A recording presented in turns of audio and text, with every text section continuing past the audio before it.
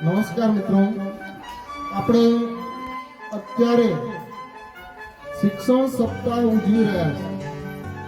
શિક્ષણ સપ્તાહનો આજે 5મો દિવસ, એટલે કે શિક્ષણમાં ટેકનોલોજીનો ઉપયોગ. તો લોકો ટેકનોલોજી એટલે શું? તો આપણા તમે જે ધોરણની અંદર ભણો છો 6, 7, 8 ની અંદર આમાં વિષયનું નામ જ આપવામાં આવ્યું છે વિજ્ઞાન અને ટેકનોલોજી. અમે જ્યારે ભણતા ત્યારે એટલું વિજ્ઞાન નામ હતું એમ. તમે જ્યારે આવ્યા ત્યારે એનું નામ આપી દીધું વિજ્ઞાન અને ટેકનોલોજી. વિજ્ઞાનનો અર્થ કેટલાને ખબર છે?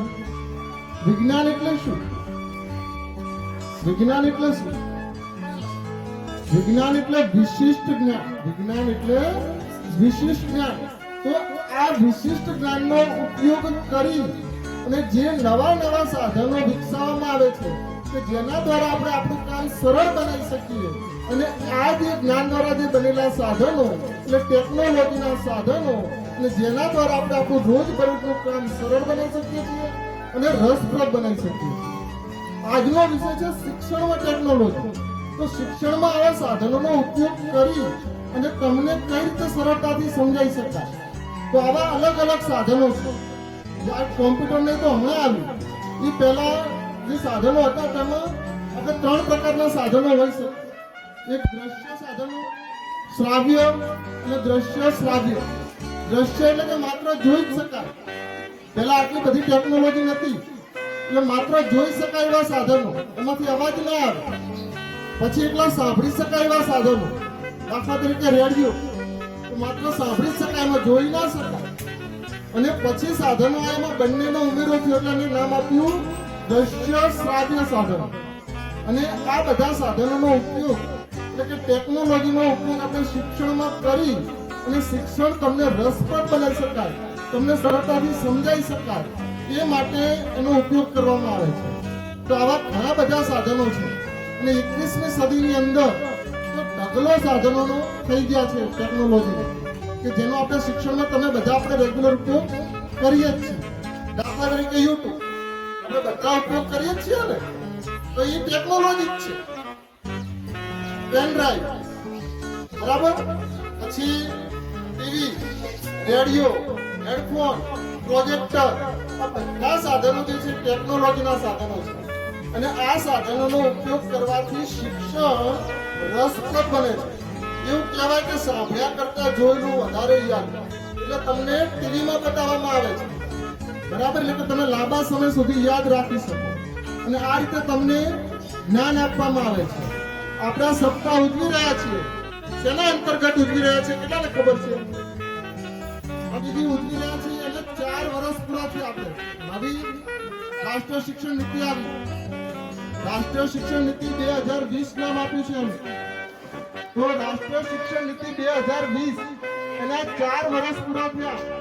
એના કારણે એવો નક્કી કર્યું કે આપણે એક સપ્તાહ ઉજવીએ.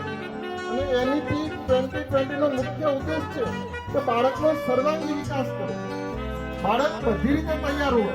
અને એના અંતર્ગત આપણે શિક્ષણ સપ્તાહ ઉજવી રહ્યા છીએ. તો પહેલો દિવસ હતો TLM દિવસ, જેના કારણે તમે TLM જાતે બનાવતા શીખો. બીજો દિવસ હતો, કયો હતો બીજો દિવસ? કયો દિવસ હતો?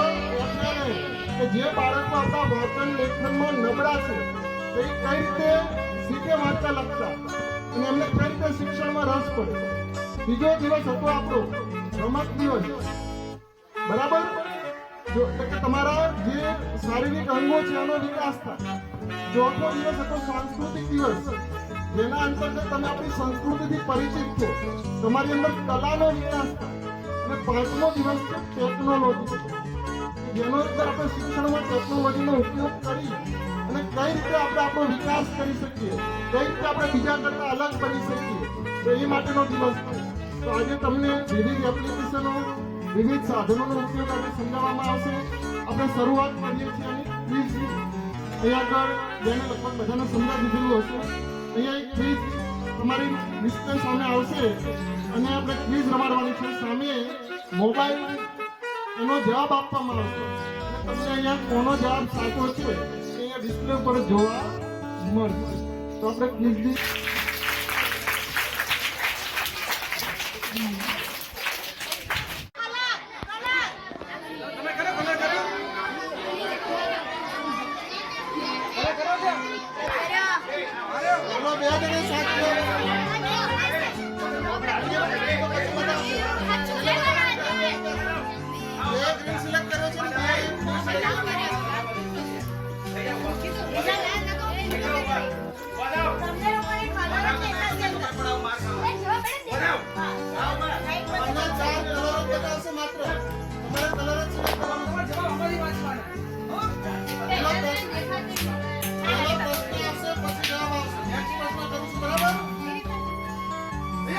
પહેલો જવાબ આપશો તો સ્કોર વધશે. તમે તો રાઈટ ટીમ એક આગળ છે અને પહેલા જવાબ આપનો છે એટલે.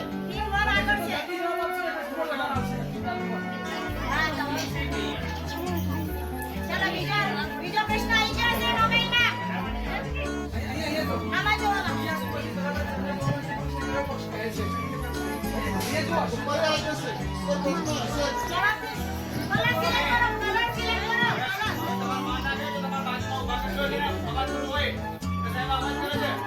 કલર સિલેક્ટ કરો. કલર સિલેક્ટ કરવાનો છે.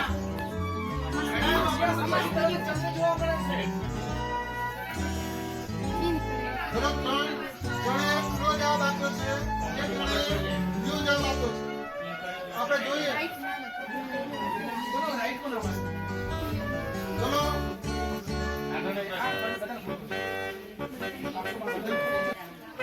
ચલો ત્રીજો પ્રશ્ન. અજબનું એટલે શું? તો પ્રશ્ન જોવા મળશે તમને.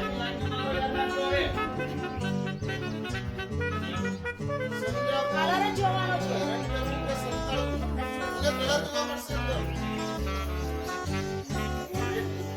ચારે ચાર ચારે ચારે જવાબ સાચો જવાબ આપ્યો છે. આપણે જોઈએ સ્કોર કોનો વધારે છે. ટીમ એક જ આગળ છે. ટીમ એક જ હજુ આગળ છે 700 ને 16 સ્કોર સાથે. હવે નેક્સ્ટ પ્રશ્ન. એક મિલિયન. 1 મિલિયન એટલે કેટલા થાય?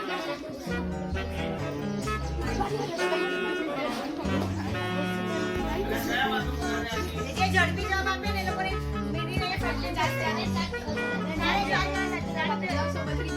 હવે બ્લુ સિલેક્ટ કર્યો છે. કોનો સ્કોર વધારે થાય છે? કોણે ફર્સ્ટ જવાબ પહેલા આપ્યો? જવાબ આપશો એટલે સ્કોર વધારે આવશે. ટીમ વન આગળ છે, આગળ છે. ટીમ 4 આગળ છે. ટીમ 4 આગળ છે. હા. જે સ્કોર આગળ આવે ને ઉપર આવે. ઉપર આવી. વાહ.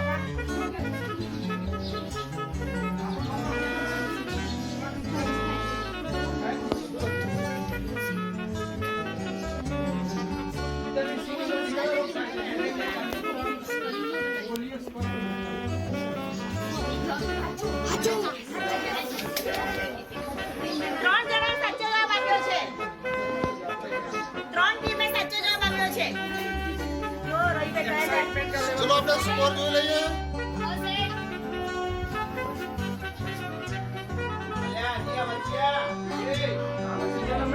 બીજા કમાન ટીમ ઉપર ગઈ.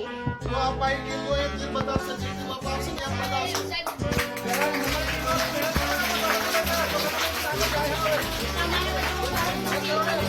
ચલો નેક્સ્ટ પ્રશ્ન. ખરું કે ખોટું?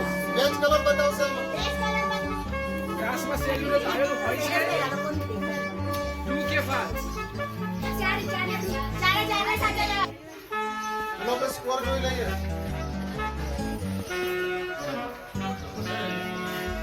બે એક જ આગળ છે. સરસ. પરિસ્થિતિ જે છે એવી જ છે. કોઈ હા, ટીમ આગળ પાછળ પરિસ્થિતિ નથી. આગળ વધઘટ નહીં થયું. ફટાફટ જવાબ આપતા થાવ થોડા.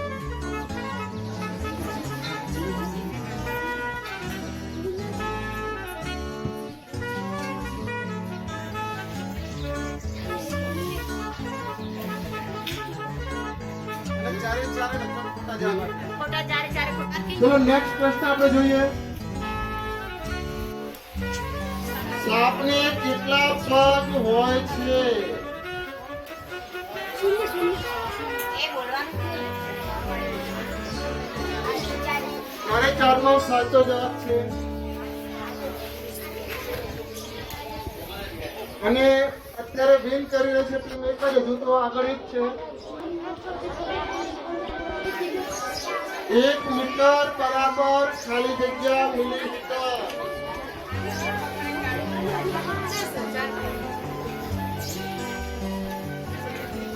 કેટલા જવાબ આવી ગયા છે? કોણે સાચી આપે છે? તમે એક જ જવાબ સાચો હતો, ના એક જ જવાબ ખોટો. એક જ ખોટો હતો. એટલે ટીમ જે પરિસ્થિતિમાં ચાલી રહી છે એ ખબર ચાલી રહી છે. હમણાં થોડા ફાસ્ટ છે. આગળ. ચલો નીચેનામાંથી પાટણનું શું પ્રખ્યાત છે? પાટણનું શું પ્રખ્યાત છે એવો પ્રશ્ન છે. પેલા થઈ જ જાય છે તરત. જ્યારે સાચો જવાબ આપે છે.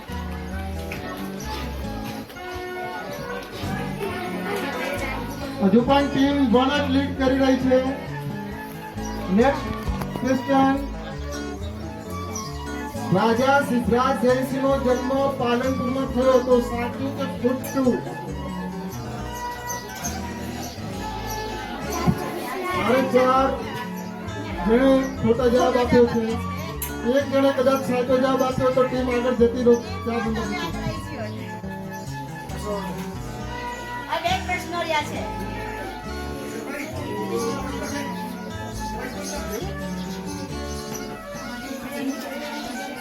અવાજ ના કરો, તમારો ફાયદો બીજી ટીમને મળી જશે.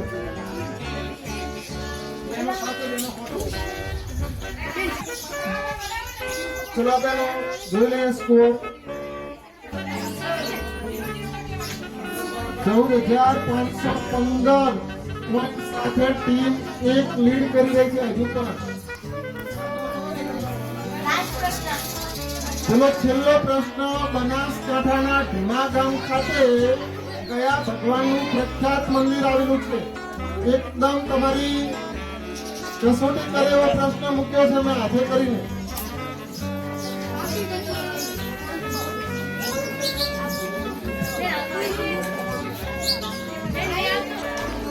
આવશે આવશે આવશે ને?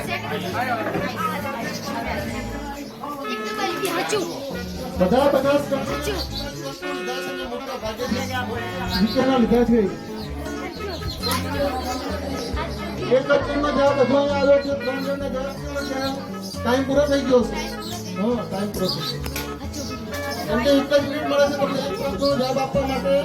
એક જ મિનિટ મળે છે. ચલો સ્કોર આપણે જોઈ લઈએ. રિઝલ્ટ શિક્ષણ સપ્તાહ ક્વિઝ 3. બીજા નંબરે રહે છે ટીમ 4 અને પહેલા નંબરે રહે છે ટીમ 1. 14,515 પોઈન્ટ સાથે. અને બીજા નંબર